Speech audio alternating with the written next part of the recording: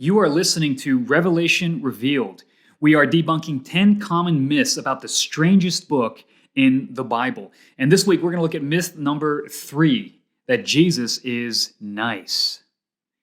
Now, I admit this is a little bit of a provocative title, but this is how I get you to listen. Am I right? It worked, didn't it? You're here, aren't you?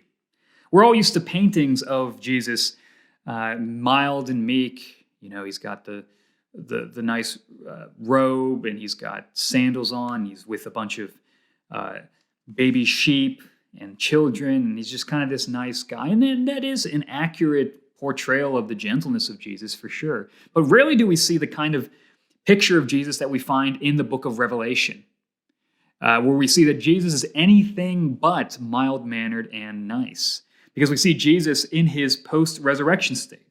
Remember, Jesus died, he was crucified, and then he was raised from the dead, but he also was ascended. He ascended. He went up into heaven to sit at the right hand of God, which is the seat of sovereignty and power over the world.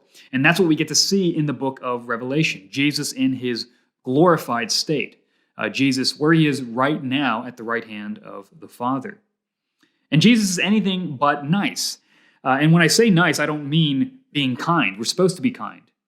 But I mean a lack of conviction. Someone who is nice is unwilling to sacrifice for good.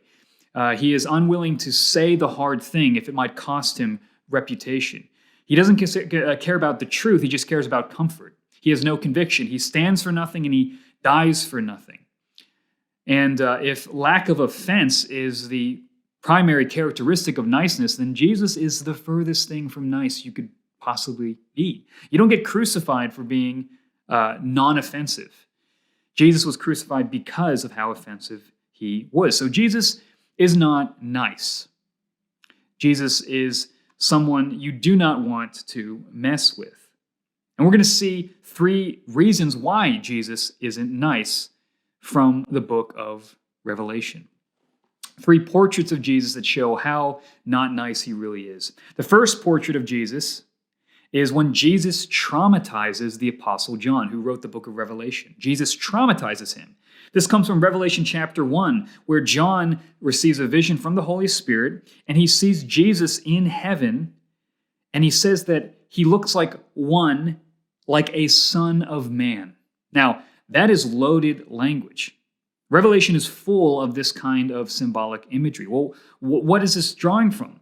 It's coming from Daniel chapter 7, where Daniel receives a vision of one like the Son of Man who receives from God an eternal kingdom. So this one like a Son of Man is a future king who rules all the nations. And so when John applies that language to Jesus, he's saying that Jesus is this future king. And then he describes Jesus. He's got white hair, a shining face of strength. He's draped in royalty and in glorious robes. And when he speaks, it's like the roar of rushing waters. I mean, it makes the whole earth shake. And out of his mouth is a 2-edged sword. And this is symbolic for the preaching of the word. For how the preaching of the word is how Jesus conquers his enemies. So this is a fearsome Jesus ready for battle. And in response, what does John do? He falls down like a dead man. He's absolutely traumatized by the one who is like the Son of Man. Why? Well, Jesus says that he has the keys to Hades and death, that Jesus has conquered the grave, and he has no rival. There is no enemy that can attack Jesus. His resurrection isn't the avoidance of death, it is the conquering of death. He tramples it under his feet. He makes death his slave. And because of that, we can rejoice because that guy is on our side. That terrifying, traumatizing Jesus who rules over death itself, who decides who lives and who dies, that's our Jesus. That's our King. That's the one who died and lives for us. The second portrait of a not nice Jesus is when Jesus opens a scroll and he shows that he is the one who will conquer the world. Jesus conquers the world. John sees a scroll in Revelation 5 that nobody can open. Now, we don't really know what the contents of the scroll are. People debate over it. Some people think it's all the sad events in world history, or it's the mystery of God's kingdom. I don't know what the scroll is, but what I do know is that Jesus is the only one worthy and powerful enough to open it. And all of heaven rejoices and honors Jesus for that. Jesus receives power, wealth, wisdom, might, honor, glory, because he is the Son of David. Again, that Old Testament imagery. Jesus is the promised king in the line of David, the king that will rule on David's throne. But here's what's amazing. It tells us that Jesus not only receives power, glory, honor, and conquers the world and reigns in victory, but he shares that victory with us. He shares that glory with us, and that one day we will reign with him. We will reign under him, but we will reign over the world. This is an amazing facet of Christianity that we often miss. And for the persecuted church, this is a huge win, that no matter how much they're facing now, no matter how powerless and oppressed they feel now, there will be a day of victory for them and for us, where we will rule over the world. We will rule over sin and death because of Jesus. From the earthly perspective, Rome is winning. From the earthly perspective, the world is conquering the church. From the earthly perspective, the church is failing. But from the heavenly perspective, what do we see? Jesus on the throne, in control, opening the seal, and sovereign over everything. So we walk by faith, not by sight. We walk understanding that Jesus has conquered the world. And that is the perspective that keeps us going in the midst of suffering. Finally, we see that Jesus kills his enemies. That's right. Jesus kills people. Revelation 19, we see Jesus, again, he's strapped up in battle armor. He's on a white horse. He's leading a heavenly army. His robe is drenched in the blood of his enemies. He's going after the beast. He's going after his enemies, and he's going to eat their flesh and destroy them, and he is ready for war.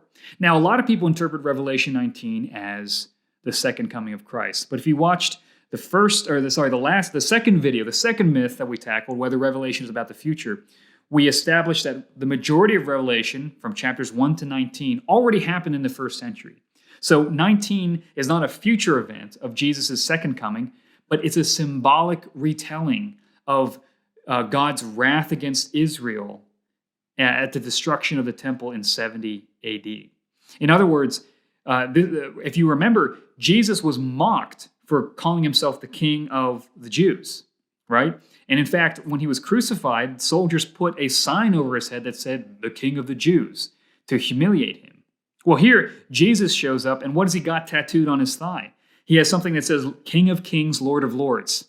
So this is him coming back against his enemies saying, "You mocked me as the king. Well, you're going to get your king. I am the king." And what he does is, John receives this vision, seeing Jesus in glory, and it's a symbolic representation of how God judged Israel by destroying Jerusalem and destroying the temple. This is the wrath of Jesus Christ coming upon his enemies. And if you read in the Old Testament, chapters like Isaiah 10 show that God will often use pagan armies. In this case, in the first century, the destruction of Jerusalem, he used the Roman armies. He will use pagan armies to execute his judgment. And so this is the case in which that happens. The King of the Jews has come with vengeance, and he's going to destroy his enemies. He's going to bring judgment. And the same judgment that he brought on Israel in the first century that Revelation is talking about, he will also bring at the end of history. So this is something that applies to us as well. There will be a day of judgment. And in fact, judgment is how God saves. He destroys our enemies. That's how he saves his church. And the question for anyone listening to this is, when the judgment day comes, will you be one of his enemies, or will you be one of his children? And those are the only two categories that exist. But this is, again, Jesus in his glorified state, unveiling his wrath by destroying the temple. And it's a foretaste of his eventual wrath that will come when he returns. And again, I don't think that Revelation 19 is the second coming, because we're told that the second coming will happen in the same way that the first coming happened, or the way that Jesus left is the way that he'll come back. And he didn't leave on a horse with an army. So I don't think this is talking about the second coming, but I still think it gives us fair warning about what his second coming will also be like. This is the real Jesus. He is not nice. He conquers. He's traumatizing. And he kills his enemies. He is powerful. He is holy. And he is ready to do war. Why? Because he cares. He cares about justice. He cares about his persecuted church. He cares about when wrong things happen to his people. And he wants to set things right. And that's the kind of God you want. That's the kind of God you want to hope in. A God who cares more about justice than you do and is willing to do something about it.